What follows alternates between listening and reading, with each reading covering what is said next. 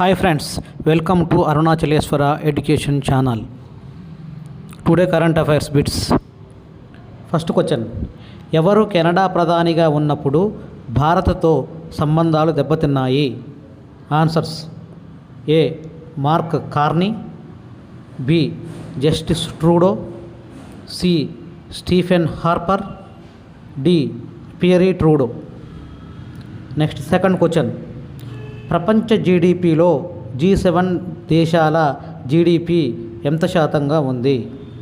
Answers: A 35 to 37%, B 38 to 40%, C 40 to 42%, D 43 to 45%. Friends, answers కొరకు డిస్క్రిప్షన్లో ఉన్నటువంటి link మీద క్లిక్ చేయండి. దీని ద్వారా పూర్తి G7 సమాచారం కూడా పొందవచ్చు. Please subscribe and thank